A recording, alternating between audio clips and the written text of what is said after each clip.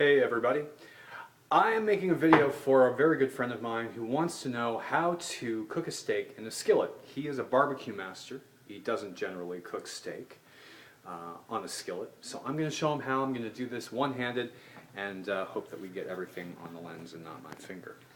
Alright, so I have a large cast iron skillet being preheated. The flame is at full blast for about 2 minutes and then I turn it down just to medium.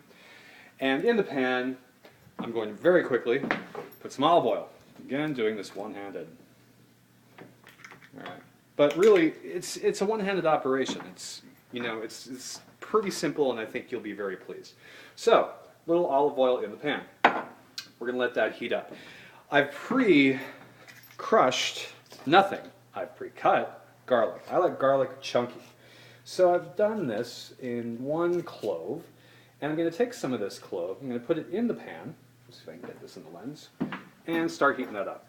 Just to give a little taste. I usually put, oh gosh, I don't know, half a good clove in there, really big clove. So we're just going to cook this up, let this start sizzling. While we do that, I've also cut holes. Now I'm cooking shell steak. Generally I cook a ribeye, but it's a little expensive. And frankly, they didn't have any at my local place. So I got myself a shell steak. It's a little bit more marbled than I usually go for. What the hell is the lens on this thing? Where is the steak? There it is. Let's try this. Okay, see the steak now? No. Where the fuck did the steak go? I can't shoot this on this damn thing. Where is it? Okay, you should be having the steak there. That's the steak. So what I'm going to do, there it is I'm going to take this garlic and shove it into these holes. So my mom taught me this trick. I like garlic. And it really brings out the flavor of the meat. And this is going to go side down in the pan. And we're going to do that right now. We're going to get a little salt from the salt shaker, just a pinch. Salt it in the pan. That's all you need. You do any more salt than that, you're asking for trouble.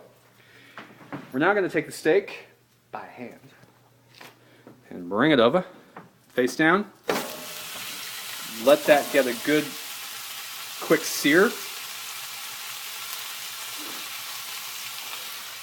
It's going to take a second, and if you have any extra garlic or rubs or anything that you want to put on there, feel free to.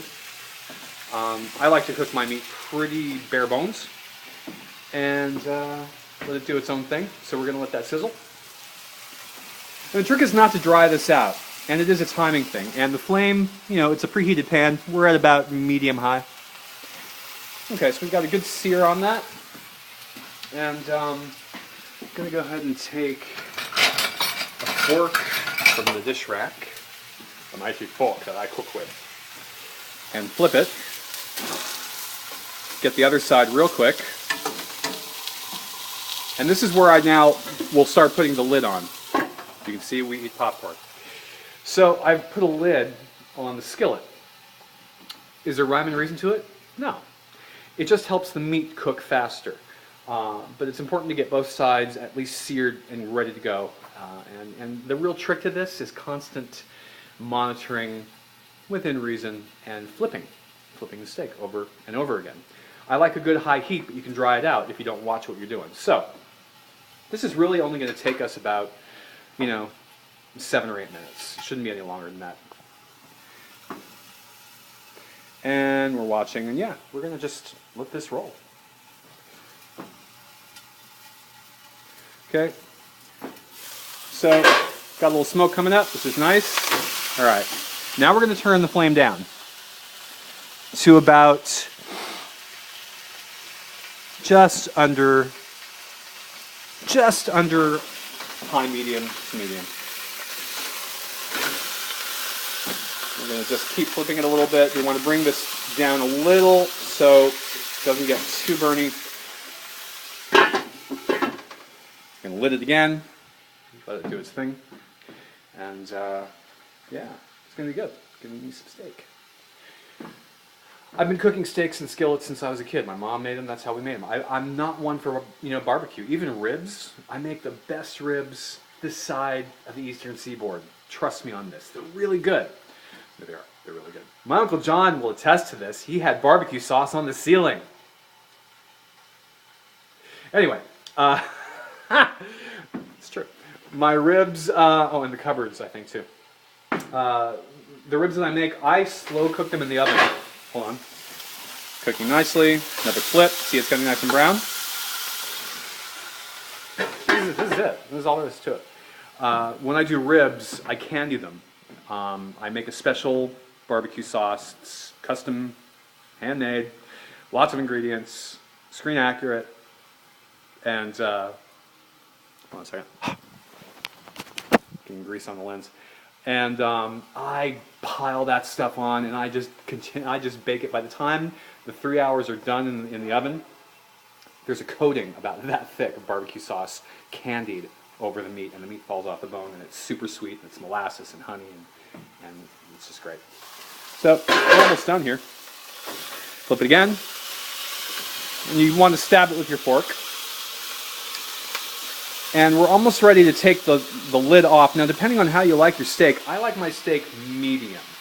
And I like a little gristle, and I like a fatty cut. But, you know, I only eat steak really once or twice a month. I should be eating steak once a week for my workout routine because it helps you maintain the muscle mass. I'm not a big red meat eater. I eat a lot of chicken, a lot of fish, you know, that sort of thing. But I like a good steak. And, yeah, I'm almost done. See, just constant flipping and if you want to do rare, this is probably rare about now. If you backtrack and see how long we've been cooking it, yeah, this is a rather rare steak. I'm going to go ahead and cut it open, put this down for a sec. I'll be right back.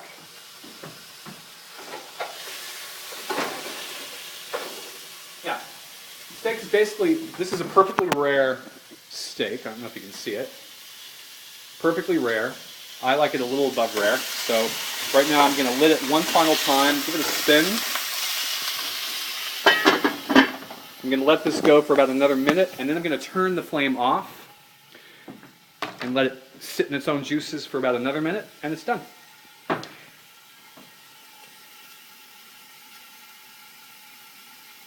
And bringing up the heat. And this is just, you know, according to taste, how you like your steak. Like I said, I like mine on medium. And this is just about a medium now. Helps if you cut it in half. This is pretty much done, but I'm going to let it go. Another 30 seconds, then we're going to turn the flame off, and we'll call it a success. I hope this has been helpful. I hope you enjoy your steak. I know I will. And as always, this is Travis Cowsill, your humble host, being a cheeky bastard, caring far too much about the minutiae of life. Go forward and eat pizza.